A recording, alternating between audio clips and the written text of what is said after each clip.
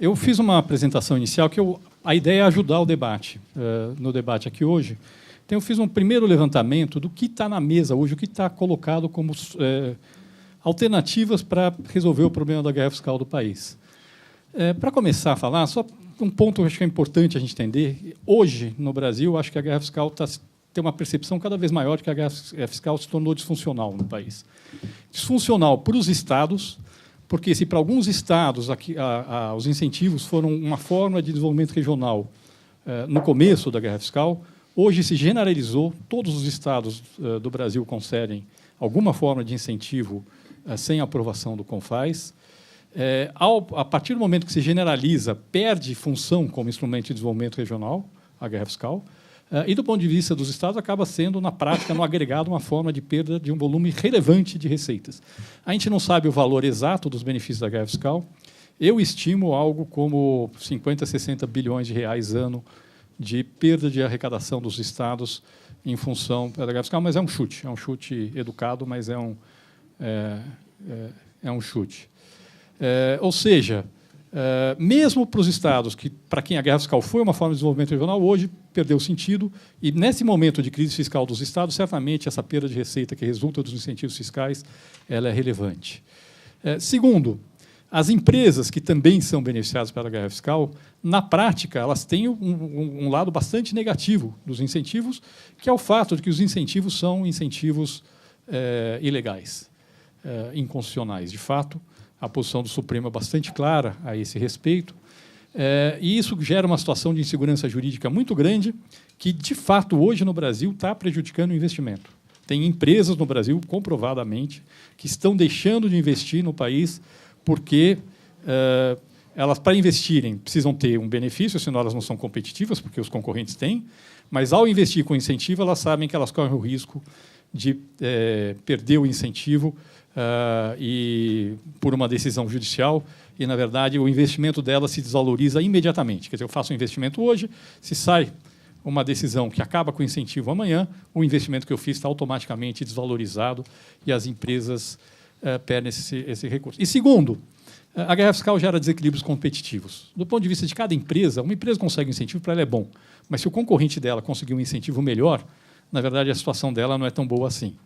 Tá certo? Então, você gera uma situação em que você gera desequilíbrios competitivos, pode gerar desequilíbrios competitivos relevantes em função dos benefícios da guerra fiscal. Terceiro ponto, que esse é um ponto que pouca gente fala. A guerra fiscal hoje no Brasil ela tem uma característica que faz com que ela seja ruim do ponto de vista da produtividade e da organização da produção. Alguns exemplos. É muito comum você dar incentivo para atrair uma empresa que não tem vocação para vir para o seu estado. Por quê? Porque se ela tem vocação, ela já vem naturalmente. Eu dou incentivo para atrair empresa que tem vocação para ir para outro estado. E, por isso, muitas vezes, eu troco a alocação das empresas. E os incentivos também levam a produção de se organizar de forma eficiente. Vou dar um exemplo rápido aqui, por exemplo. São Paulo dá benefício para a cadeia do trigo, dá benefício para moagem e fabricação de massa. Moagem de trigo e fabricação de massas. Quem produz trigo no Brasil é Paraná e Rio Grande do Sul. Quase todo o trigo do Brasil é produzido no Paraná e Rio Grande do Sul. Paraná e Rio Grande do Sul dão incentivo para a montadora. Tá certo? Eu estou falando o quê? Estou falando que a fábrica que deveria estar no Paraná e no Rio Grande do Sul está em São Paulo, a fábrica que deveria estar em São Paulo está no Paraná e Rio Grande do Sul, tem um monte de caminhão rodando à toa o país, e eu não sei qual é o efeito líquido que isso tem em termos de geração de emprego e de renda nas localidades. Não necessariamente é positivo para quem dá. E para os estados como todos, os 3 estados perderam receita. Eu tenho um caminhão rodando à toa no país, os estados perdendo receita. É um jogo de soma negativo quando se olha do ponto de vista econômico como um todo. Uma boa parte daquele incentivo que beneficia as empresas, na prática, acaba virando custo de logística, e isso é uma forma improdutiva de organizar a produção. Pra vocês terem uma ideia, hoje no Brasil, acho que não tem nenhuma empresa que fabrica bem de consumo grande do país cujo estrutura de distribuição não esteja constituída em função de benefício da guerra fiscal. Acho que nenhuma. Não tem nada a ver com redução de custo de logística, tem a ver com redução de custo tributário. Então, eu monto estruturas de logística que são completamente, de distribuição mesmo, que são completamente irracionais do ponto de vista logístico, apenas para poder me beneficiar de benefícios da guerra fiscal. Ou seja, a produtividade do país é prejudicada pela guerra fiscal hoje no Brasil. Não é a arrecadação dos estados que é prejudicada, a segurança jurídica das empresas e a produtividade. Obviamente, isso aqui não é uma coisa nova, isso é o que existe faz tempo. O que tem de hoje novo é que eu acho que a gente está mais perto de chegar a um consenso de como resolver esse problema do que a gente teve no passado. Muito mais do que a gente teve no passado. Bom, esse tema da guerra fiscal voltou à pauta agora nas últimas semanas, por vários motivos. Primeiro motivo, tem algumas indicações de que o Supremo Tribunal Federal pode colocar em pauta a proposta de súmula vinculante 69, que declara inconstitucionais todos os benefícios da guerra fiscal. Logo depois que assumiu, a ministra Carmen Lúcia chamou todos os governadores, pediu que eles, em 60 dias, apresentassem alguma forma de saída do problema. Os 60 dias estão vencendo agora, nos próximos dias, na próxima semana, eu acho. E, obviamente, os governadores não encontraram, não devem ter chegado a nenhuma conclusão de como é que faz para sair dessa saída. Se o Supremo colocar em votação a súmula 69, ainda que com modulação, ainda que dizendo que para trás não vai cobrar o imposto dos últimos 5 anos, porque seria um desastre de proporções monumentais, ainda assim significa que, de repente, do dia para a noite, os incentivos fiscais podem deixar de ser válidos, e é uma saída extremamente traumática para as empresas que fizeram investimentos e que a estrutura de produção e de distribuição está fundada nesses investimentos. Se mudar a regra do dia para a noite, pode ter impactos extremamente fortes do ponto de vista da desorganização da atividade produtiva. Segundo item que voltou à discussão, o projeto de lei complementar número 54 de 2015, que originalmente era o projeto de lei 130 no Senado Federal, já aprovado pelo Senado Federal, que convalida os benefícios fiscais, pode entrar na pauta da Câmara dos Deputados nas próximas semanas. O deputado Rodrigo Maia deu uma entrevista dizendo que gostaria de botar em discussão agora, no início de novembro, este projeto. Eu vou falar dele para frente, então não vou falar muito mais agora sobre isso. Terceiro, os estados aprovaram esse ano no CONFAS o convênio 42, que autoriza os estados, por lei estadual, a cobrar 10%, no convênio está escrito 10% no mínimo, do valor dos benefícios de ICMS. Aí, tanto os ilegais quanto os legais também, na verdade, os dois.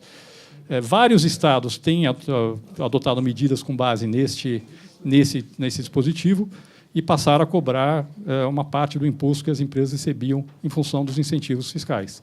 Agora, aqui a situação é mais maluca ainda, porque entrou os incentivos, os legais e os ilegais. E os legais, na prática, você está quebrando um contrato, vamos ser bem claros, tá certo? Os ilegais é mais confuso, porque você está quebrando um contrato que é inconstitucional, eu não sei muito bem o que significa isso. Isso é para os juristas que estão na mesa aí debaterem. Tá certo? Bom, e mais agora, no final de outubro, teve uma ação do Ministério Público do Rio de Janeiro, que teve uma decisão liminar da Justiça do Rio de Janeiro, na verdade, vedando a concessão e a prorrogação de benefícios no Estado do Rio de Janeiro a partir de agora. Então, tem uma decisão judicial liminar valendo para o Rio de Janeiro. O Rio de Janeiro não pode nem prorrogar, nem conceder novos benefícios da guerra fiscal, e vai ter que abrir todos os benefícios e tentar justificar por que eles são importantes, por que eles geram benefícios para o Estado. Problema dessa saída. O problema dessa saída é que, por exemplo, suponho que eu tenho 3 empresas. Uma empresa, e as 3 empresas no mesmo setor de atividade. Uma delas, o benefício vence agora. Uma segunda, o benefício vence daqui a 5 anos, e a terceira quer se instalar, ainda não está instalada. Aquela empresa que o benefício vence agora, ela não vai poder prorrogar, ela vai perder o benefício. Aquela que vence daqui a 5 anos vai manter o benefício. Eu já gerei um desequilíbrio competitivo brutal entre essas 2 empresas. E aquela que quer se instalar não vai poder se instalar, porque ela não vai poder receber o benefício. Então, esse tipo de saída, ainda que pareça razoável, na prática, ele pode gerar desequilíbrios competitivos extremamente importantes entre as várias empresas. Bom, a grande questão, então, é falar o seguinte: olha, como é que a gente sai de uma forma organizada dessa situação? Eu, pessoalmente, sou a favor da gente realmente, de alguma forma, em um prazo, acabar com os benefícios da guerra fiscal, mas como é que a gente sai de forma organizada dessa situação, considerando o impacto que isso pode ter sobre os vários agentes que são potencialmente afetados? Obviamente, os estados são importantes, são essenciais para essa discussão.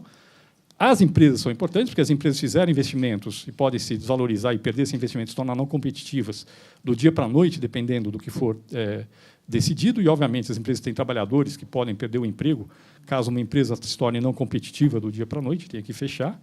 E, obviamente, o Eduardo Guarda está aqui não por acaso, a União pode ser parte dessa discussão, caso a solução que seja encontrada apresente algum custo para a União. E várias das alternativas que são consideradas acabam tendo algum custo para a União dentro desse processo. Então, o objetivo da apresentação que eu vou fazer aqui é falar um pouco, olhando, tentando trazer a visão dos vários stakeholders nessa discussão, para ver o que é uma saída que tenta avaliar quais são a melhor saída possível.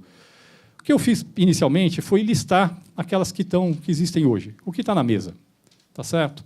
Bom, o que está na mesa, primeiro, como eu já falei, o projeto de lei complementar 54, que o que ele faz? Ele reduz o quórum do CONFAS para a remissão e convalidação dos benefícios fiscais.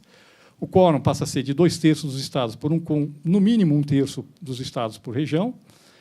As empresas, os estados teriam que publicar a legislação que autoriza a concessão de benefícios e depositar cada um dos atos concessórios para cada empresa no CONFAS, dizer tal empresa recebe, dizer quais são as características desses benefícios. Este projeto de lei complementar 54, ele permite a prorrogação e extensão a novos contribuintes dos benefícios que o Estado tem, ou benefícios que outros estados da mesma região também possuam. Então, por exemplo, o estado vizinho ao meu, que é da mesma região, tem um benefício que é melhor que o que eu dou. Eu posso conceder para uma empresa o benefício que é igual ao que o meu estado vizinho ele tem. E por que isso daqui existe, está colocado nessa discussão? Exatamente por causa da questão de competitividade. Se eu faço o seguinte, o benefício vale para quem já está instalado, mas não vale para um novo entrante, automaticamente eu torno o novo entrante não competitivo e eu reduzo, eu crio uma barreira à entrada brutal, um desajuste microeconômico cavalar em função disso. E por isso entrou essa discussão. E aí estabelece prazo máximo por categoria de incentivo, para os comerciais é um, para os portuários é outro, mas o prazo máximo para aqueles que são os mais importantes, que são os industriais e agropecuários, é de 15 anos. Ou seja, depois de 15 anos, os benefícios teriam que acabar. Bom, qual é a vantagem dessa alternativa? E, na verdade, de todas as outras que a gente vai olhar, porque a nossa preocupação aqui é criar segurança jurídica, reduzir a insegurança jurídica para as empresas. Ela, obviamente, reduz a insegurança jurídica das empresas, dependendo ainda da aprovação pelo CONFAS. Quer dizer, aprovado o projeto de lei 54, ainda precisaria ter aprovação pelo CONFAS do convênio naqueles termos de 2/3 de quórum com 1/3 por região. Agora, aprovado isso, pelo menos as empresas que têm incentivo hoje passam a ter uma situação de segurança jurídica, porque eles passam a ser legalizados. Agora, quais são as desvantagens? Certamente, a principal desvantagem desta alternativa é que ela cria um risco de aumento na concessão de benefício. A hora que ela convalida os benefícios e não reduz a força dos benefícios, ela cria uma situação que pode gerar uma nova rodada forte de concessão de benefícios da guerra fiscal. E por que ela pode gerar essa rodada forte? Porque, muitas vezes, como eu falei, para um Estado dar um benefício para ter uma empresa que, sem o benefício, instalaria em outro Estado, ela dá um benefício, arrecada alguma coisa. Quem perde a receita toda é o outro Estado, é o Estado que perde a empresa, não aquele que leva a empresa. E isso aqui pode levar a uma situação de ter um aumento muito grande na concessão de benefícios e agravar a situação fiscal dos Estados. E como as empresas agora não têm mais o medo que resulta da ilegalidade dos benefícios, para elas teriam interesse em aceitar o que fosse colocado na mesa para atrair as empresas. A não ser que houvesse uma enorme coordenação entre os estados, para dizer, tudo bem, convalidou, mas nós não vamos mais conceder benefício, o risco é muito grande. Tá certo? E mais, por conta dessa questão concorrencial, na prática vai ser muito difícil você não conceder o mesmo benefício para outras empresas, o que significa aumentar, de fato, a guerra fiscal, além daquilo que ela já existe hoje. Segundo, como você mantém a tributação na origem, não reduz a tributação na origem, ainda que seja ilegal, você cria um risco de uma nova rodada de guerra fiscal ilegal. Tudo bem. A gente sabe que vai estar lá depositado, não sei o quê, mas quem diz que não vai ter um comichão para dar um novo benefício ilegal daqui para frente? O fato de ter tributação na origem cria o incentivo para que você dê o benefício da guerra fiscal ilegal. E o controle disso é muito complexo. Terceiro, você falar assim, acaba em 15 anos, a gente sabe como é que funciona isso. Quando chega no 14º ano, fala, não, vamos prorrogar por mais 15, tá certo? É assim que funciona, a gente sabe que é assim que o mundo funciona, e, na prática, a gente está falando que não vai acabar nunca esse prazo final. E, finalmente, a questão é a seguinte, você faz toda essa mudança, dá segurança jurídica para as empresas, mas o ICMS continua sendo um imposto péssimo. Eu não tenho tempo aqui de entrar em detalhes do tamanho. Acho que praticamente todo mundo que está nessa sala sabe o quanto o ICMS é um tributo ruim, tá certo? Com todas as distorções que ele tem, uma legislação infernal, um monte de distorção, dificuldade enorme de ressarcir crédito acumulado, não dá crédito por uma boa parte daquilo que é utilizado pelas empresas, por causa dos bens de uso e consumo, ou seja, é um tributo de péssima qualidade, e você faz tudo isso para o ICMS continuar sendo um tributo de péssima qualidade. Tá bom? Bom, segunda opção que existe, que, na verdade, hoje está menos em pauta, mas, no passado, ela já foi mais relevante, é falar o seguinte: olha, vamos convalidar, mas vamos convalidar só para aqueles benefícios das empresas que já estão aí. Tá certo? Então, obviamente, além de resolver o problema da segurança jurídica das empresas que já estão instaladas, ela reduz o risco de nova concessão de novos benefícios, porque novas empresas não poderiam ter benefícios. Agora, quais são os problemas? Obviamente, aquilo que eu já falei, cria distorção competitiva relevante, porque nova empresa que vier se instalar não pode ter benefício, ela automaticamente é não competitiva, é péssimo, pessoal, péssimo do ponto de vista de um desenho microeconômico para o país, é jogar a competição para o chão, tá certo? Segundo, mesmo que eu diga, o benefício só vale para as empresas instaladas, eu não estou dizendo que ele não pode ser ampliado, porque basta a empresa ampliar a produção em relação ao que ela tem hoje, que na prática eu estou ampliando o benefício. Tá certo? Eu não preciso conceder um novo benefício para ampliar o benefício. Se eu concedo um benefício para uma empresa e ela aumenta a produção, e se ela, a hora que ela tem o benefício convalidado, o risco de ter glosa de crédito em outros estados, uma reação dos estados diminui, ele basicamente acaba, ela pode aumentar a produção e, na verdade, o que vai acontecer é aumentar o benefício. Bom, a definição sobre quem pode manter o benefício certamente vai gerar confusão. Quem é? É quem já tem fábrica montada? É quem já botou a primeira pedra da fábrica ou quem já tem um contrato para poder montar uma fábrica? Sendo que tem um monte de empresa aqui no Brasil que tem contrato de gaveta assinado com benefício concedido e não fez nada. Está lá com o contrato esperando, se algum dia vier uma medida dessas, ela vai lá, apresenta o contrato e monta a fábrica. Tá certo? Bom, obviamente, tem o problema de manter a tributação da origem, com tudo os problemas que eu falei. Mesma coisa, tem um prazo final sem phase-out, que tende a ser prorrogado, e o ICMS continua sendo um tributo de péssima qualidade. Terceira alternativa, que, na verdade, foi a referência na discussão sobre a guerra fiscal nos últimos anos. Durante todo o governo Dilma, a referência para a discussão de como resolver o problema da guerra fiscal foi aquilo que a gente pode estar consolidado naquilo que a gente chama de Convênio 70. É o que os estados adotaram como referência ao aprovar o Convênio 70, que foi aprovado por 21 estados e 6 votaram contra. É a referência para o que o Nelson Barbosa, quando secretário executivo da Fazenda, queria fazer no primeiro governo Dilma. É a referência que o Joaquim Levy utilizou o ano passado para a discussão dele, que é o quê? É convalidar os benefícios nos termos semelhantes ao projeto de lei complementar 54, mas, com isso, junto com uma aprovação de uma resolução do Senado, que reduz as alíquotas interestaduais em 1 ponto percentual ao ano para 4%, com algumas exceções. As exceções são gás natural, que passa a manter uma alíquota mais alta quando vem de estado pobre para rico, de 10%, a Zona Franca de Manaus e os produtos industriais agropecuários produzidos no Nordeste com um processo produtivo básico que manteria uma alíquota de, acho que é 7% na venda para o Sul e Sudeste. Bom, vantagem, além da redução da insegurança jurídica das empresas, ele reduz progressivamente a força dos benefícios, porque a redução da alíquota interestadual desestimula a concessão de novos benefícios. Bom, desvantagens. Primeiro, as exceções à alíquota de 4% são muito distorsivas. Por que gás natural pode ter um tratamento diferenciado do resto? Tá certo? Eu começo a criar um sistema que é absolutamente complicado e pouco justificável do ponto de vista da competitividade das empresas. Segundo, que é um problema que preocupa muito as empresas, a hora que eu reduzo a alíquota interestadual para 4%, eu crio um risco grande de acumular crédito nas operações interestaduais. Porque a empresa compra insumo internamente a 18% e vende para outro estado a 4%. E eu vou começar a ter um problema semelhante a uma exportação.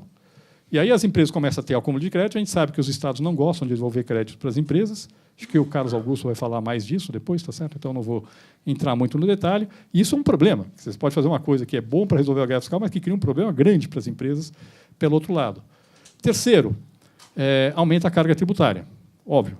Se eu reduzo a alíquota interestadual, O imposto que eu não arrecado no estado de origem por conta do benefício fiscal vai passar a ser arrecadado no estado de destino. E nós estamos falando aqui em um aumento de carga tributária próximo a, sei lá, 30 bilhões de reais, alguma coisa assim. Sei que para os estados é bom, tá certo? Aqui temos stakeholders com visões diferentes. Para os estados é bom aumento de carga tributária, para as empresas provavelmente não. Quarto, a partir do momento que eu tenho a redução da alíquota interestadual, tem estados ganhadores e estados perdedores. A hora que tem estados perdedores, automaticamente passa a ter necessidade de compensação de perda da União. Sempre, toda essa discussão aqui vem junto com a criação de um fundo de equalização de receitas. E tem um problema adicional. Quando se reduz a alíquota interestadual, é um inferno calcular qual é a perda efetiva do Estado. Um inferno. Porque você pega a nota fiscal, pela nota fiscal, você vê, esse Estado aqui vendia 12 e vai passar a vender a 4. Então, ele perdeu 8 pontos percentuais de imposto. Mas ele não perdeu 8 pontos percentuais, porque ele não cobrava aqueles 12, porque ele dava um incentivo. Então, só vai ter que descontar o valor do incentivo da compensação. Agora, vai fazer esse cálculo. É um inferno. Assim, é contencioso, grande, com certeza, se você fizer isso e tentar resolver o problema dessa forma. Outro ponto. A hora que você tira a força da guerra fiscal, você tem uma demanda para o reforço da política de desenvolvimento regional. A União teria que colocar recurso para reforçar a política de desenvolvimento regional. Então, toda a discussão do Convênio 70 veio junto com o Fundo de Equalização, para compensar as perdas, e um Fundo de Desenvolvimento Regional para dizer, não tem mais guerra fiscal, ou pelo menos está muito amortecida, mas tem uma nova política de desenvolvimento regional. E, finalmente, o de sempre, o ICMS continua sendo imposto de péssima qualidade, apesar de eu ter feito uma mudança para resolver o problema da guerra fiscal. Bom, tem uma quarta alternativa, que é a convalidação com redução progressiva dos benefícios. Seria fazer o quê? Essa é uma nova, essa não está formalmente no debate hoje. Seria o quê? Fala o seguinte, eu convalido, mas eu digo que os benefícios vão ser reduzidos, sei lá, 5%, 10% ao ano durante 10, 15, 20 anos. Tá certo? E, na verdade, você fala o seguinte, então, na forma que os estados sinalizaram naquele convênio 42 desse ano. Então, você fala o seguinte, ok, convalido, mas a condição para convalidar é que a força do benefício vai ser reduzida em 10, 15 ou 20 anos. Tá certo?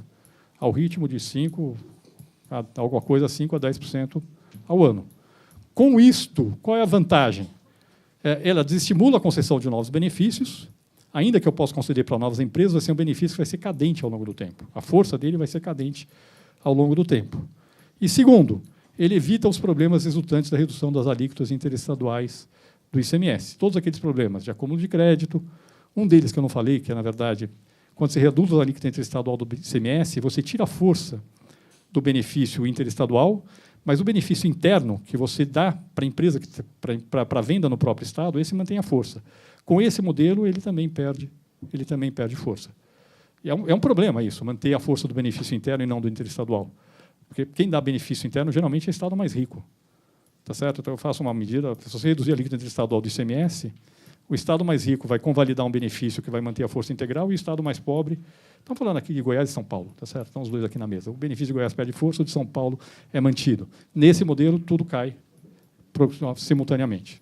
Todos eles caem simultaneamente.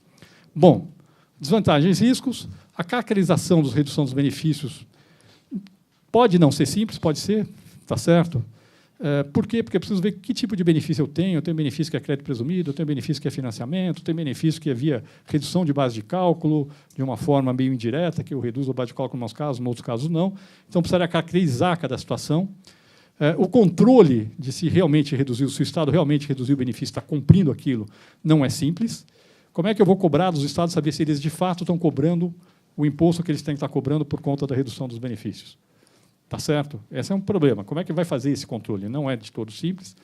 Obviamente, aumenta a carga tributária também. Neste caso aqui, quem ganha é o Estado de origem, porque ele passa a arrecadar o imposto que ele não arrecada hoje, por conta do benefício. Tá certo? Bom, tem o problema da manutenção da cobrança do ICMS de origem, ou seja, o comichão para dar novos benefícios ilegais. Certamente demanda reforço da política de desenvolvimento regional. Não precisa de compensação, viu, Edu, nesse caso. Nesse caso, não tem o problema de perda, porque nenhum Estado perde receita, por definição. Não tem como perder receita, todo mundo ganha. Ainda assim, vai ter a demanda de reforço da política de desenvolvimento regional, porque eles vão perder os Estados mais pobres vão perder a capacidade de fazer guerra fiscal, e, obviamente, o ICMS continua sendo um imposto de péssima qualidade. Bom, Bom, tem mais uma alternativa, mas eu vou passar por ela, porque eu acho que ela não está muito no debate hoje, que é a da Comissão de Especialistas do Senado, que eu só vou explicar o que é, mas não vou... Basicamente, o que ele fazia era reduzir a base de cálculo nas operações interestaduais, resultando uma carga tributária equivalente à aplicação da alíquota de 4%. Ou seja, a proposta era dizer o seguinte, olha, quando você estiver fazendo uma operação interestadual que tem benefício, você reduz a base de cálculo de forma que ela seja equivalente a 4%, como a transição. Tá certo? É um modelo um pouco mais complicado que os outros, mas eu acho que ele está meio fora da discussão hoje, eu não vou entrar muito na discussão. Bom, e finalmente tem a proposta nossa, obviamente, eu vou puxar a sardinha para isso daqui, é a minha função aqui, tá certo? Que é o quê? A gente, no Centro de Cidadania Fiscal, como é que está o tempo aí, hein, Cristiano? Não sei. 4 não, vou demorar uns 8, mas tudo bem. Já começou a descumprir a regra. Já. É um problema, né? Isso... Vai ter que entrar com uma súmula agora para poder... Bom, a gente tem aqui no Centro de Cidadania Fiscal, a gente tem defendido que a melhor forma de resolver o problema dos tributos sobre bens e serviços é criar novos tributos. Eles estão tão distorcidos que a melhor forma de fazer é criar um novo tributo, fazer um phase-in do novo tributo e um phase-out dos tributos velhos. E, no novo tributo, usar como referência as melhores práticas internacionais de tributação do valor agregado, ou seja, um bom IVA. O ideal, no caso dos estados, seria a criação de IVA dual, um federal e um estadual, e, no caso do estadual, ter uma base ampla que unificasse ICMS e ISS. Mas, obviamente, para fazer isto, porque isso é um bom IVA, isso resolve um monte de problema. Mas, obviamente, significa trazer os municípios para dentro da discussão, o que cria uma complexidade. Deste ponto de vista, é possível, embora não o ideal, fazer a mudança apenas para o ICMS. Você cria um novo ICMS, faz um phase-in do novo ICMS e um phase-out do ICMS, que chama do jeito que ele existe hoje. Talvez tenha que chamar de outro nome, tá? Para não dar problema jurídico, mas a ideia seria, faz esse modelo de criação de tributo novo com phase-in e phase-out de tributo novo apenas para o ICMS. Quais seriam as características do novo ICMS? Legislação nacional unificada, um único regulamento, uma única legislação nacional, idealmente uma única alíquota por estado, embora os estados pudessem ter liberdade de fixação da alíquota, tá certo? Os estados podem dizer, eu quero cobrar mais ou menos dos meus consumidores, mas a alíquota é única só para todos os bens e todos os serviços. Tributação no destino, destino puro. IVA pressupõe destino puro. IVA é um tributo sobre consumo. Tributar na origem é tributar a produção. E tributar a produção gera um monte de problema. Tá certo? Qualquer manual de IVA diz que IVA é um tributo cobrado no destino e se tributa o consumo. Então, o destino que a gente propõe é destino puro. Crédito financeiro, ou seja, tudo gera crédito. Ressarcimento tempestivo de créditos, ou seja, você devolve o crédito rapidamente. Se tem mais crédito que débito, tem um prazo para a devolução dos créditos num sistema que funciona. Desoneração completa de exportações e investimentos. E incidência por fora. Incide sobre o valor líquido de tributos, ao contrário dessa maluquice brasileira de que tributo incide sobre tributo. Pode ser que, na negociação política, seja necessário flexibilizar alguma dessas características, por exemplo, ter mais de uma alíquota. Tá certo? É difícil no Brasil, quando a gente sai dessa barbaridade de alíquotas. Pode ser que isso serve, mas, obviamente, isso afasta de um bom IVA. Estou dizendo, o ideal é esse. Na negociação política, você pode flexibilizar alguns critérios. Tem alguns que não dá. Não dá para flexibilizar crédito financeiro, não dá para flexibilizar um sistema de devolução de crédito, não dá para flexibilizar a desoneração completa em exportação e investimento, incidência por fora, mas, eventualmente, possa ter 2, 3 alíquotas, não 500 alíquotas que nem tem hoje. Tá certo? No mundo, que a gente vai ver o IVA, os bons IVAs têm uma alíquota só, e os outros que não são tão bons têm 2, 3 alíquotas. Essa é a realidade do mundo.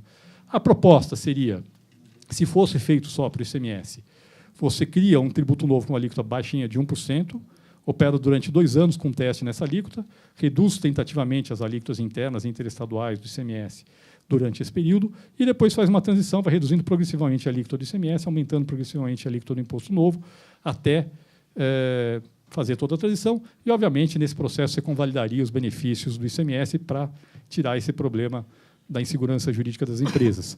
O que acontece é que os benefícios passam a ser legalizados, mas são benefícios em cima de um imposto que está sumindo, que está sendo progressivamente reduzido e vai deixar de existir no final de um prazo de transição aqui que a gente propõe de 12 anos. Tá certo? Na prática, mesmo que você possa conceder para novas empresas, a maior parte dos investimentos vai tomar como referência o tributo novo e não o tributo velho. E isso faz uma diferença brutal do ponto de vista dos efeitos da guerra fiscal. Aí tem várias alternativas para cobrar no destino, não necessariamente precisa ser alíquota zero nas operações interestaduais. Tem a ideia do barquinho, que o imposto federal carrega o imposto de estado de origem para o destino. Tem uma câmara de compensação em que o estado de origem cobra e transfere o recurso para o estado de destino. E tem uma que eu gosto mais, que é uma ideia de arrecadação unificado. Em vez de cada estado ter o seu ICMS, seu novo ICMS, a ideia é que seja um imposto nacionalmente, embora os estados possam fixar alíquotas diferentes, seria um imposto nacional, você que é gerido de forma compartilhada pelos estados, e a receita é partilhada pelos estados. Seguinte, o que eu arrecadei no estado X, quanto é a receita do estado X na hora que eu arrecadei unificadamente o imposto, nacionalmente o imposto. O que vai para o estado X é o que foi arrecadado no estado X, menos o imposto incidente nas vendas do estado X para os outros estados, mais o imposto incidente nas vendas dos outros estados para o estado X. Como eu tenho nota fiscal eletrônica que pega tudo isso aqui já hoje, na prática, isso é uma conta facinha de fazer, é bem fácil de fazer essa distribuição da receita do novo tributo. Tá certo? Bom, a mudança do modelo, a nossa proposta, obviamente, é manter a carga tributária, ao contrário das várias outras alternativas de solução, o que implica que alguns estados vão ter aumento de receita e outros perda de receita, e aí sim tem a discussão de compensação. Tá certo? Pessoalmente, eu gosto muito da ideia que, se você fizer o modelo de arrecadação unificada, você pode jogar a compensação de perdas entre os estados para a distribuição dos recursos do próprio novo ICMS. Você não precisa ter compensação pela União, viu, Edu? Nesse modelo aqui. A União não precisa botar dinheiro no bolso para compensar a perda dos estados, fica entre os estados, e a ideia é que você convirja para a distribuição proporcional ao consumo, que é a que a gente está propondo, num prazo bastante longo. Eu proponho aqui 40 anos de transição para que você convirja, ou seja, no primeiro ano, depois que criou o novo tributo, não afeta nada a receita do Estado. Em 40 anos vai ser o efeito total da mudança. Tá certo? Agora, obviamente, se a gente acabou a guerra fiscal, vai exigir um reforço da política de desenvolvimento regional, não vou entrar aqui em detalhe. O que a discussão relevante é como é que é uma política de desenvolvimento regional racional, essa é uma questão importante, tá certo? Mas acho que foge um pouco dessa coisa. Bom, quais são as vantagens desse modelo? Obviamente, elimina a insegurança jurídica das empresas e vai matando progressivamente os benefícios interessantes. Esse modelo corrige todos os problemas do ICMS, ao contrário dos outros, todas as alternativas que estão sendo consideradas. Ou seja, o novo ICMS é um tributo bom, ao contrário do ICMS atual, simplifica muito o sistema tributário, reduz o contencioso enormemente, o custo de compliance, o custo de conformidade das empresas, permite a transição para a tributação no destino sem os problemas gerados pela redução da alíquota interestadual do ICMS. Isso é uma coisa importante. Tá? Reduzir a alíquota interestadual do ICMS vai gerar um monte de problema. Criar um novo tributo que tem tributação no destino e fazer a substituição dele pelo ICMS resolve todos esses problemas, elimina as distorções competitivas entre as empresas, mantém a carga tributária e, principalmente, a hora que eu corrijo todos os problemas do ICMS, tem um impacto sobre produtividade brutal, pessoal. São vários pontos percentuais a mais de PIB potencial com uma mudança dessas, tá certo? Essa é a coisa. Bom, quais são as desvantagens? Exige emenda constitucional, ao contrário das outras. Demanda reforço da política de desenvolvimento regional, ou seja, a União tem que botar dinheiro, a mão no bolso. E aí sim, que talvez para mim seja o maior problema, os estados perdem poder político na concessão de benefícios, porque no novo modelo não tem como conceder benefício, a legislação é uniforme, a única coisa que o Estado faz é fixar a alíquota. Quero cobrar mais do meu consumidor, cobro, não quero, cobro mais, cobro menos. E isso pode ser um problema, tá certo? Mas é um problema que é gerido de forma muito ruim hoje, tá certo? Inclusive, muitas vezes, não muito republicana, tá certo? Tem governador, não, secretário da Fazenda, né, na cadeia hoje, por conta de concessão de benefícios, tá certo? Governador, secretário da Fazenda, tem de tudo, tá certo? Ou seja, ok, estão perdendo um poder político que tem sido muito mal utilizado nos últimos tempos. Acho que era isso. Obrigado. Mas daqui a ideia, só para dizer o seguinte, a ideia é ter uma referência para a discussão, tá certo? Pelo menos acho que tem uma base para a discussão. Podem concordar, discordar, mas acho que fica mais fácil discutir tendo essa base do que partindo do zero. Obrigado.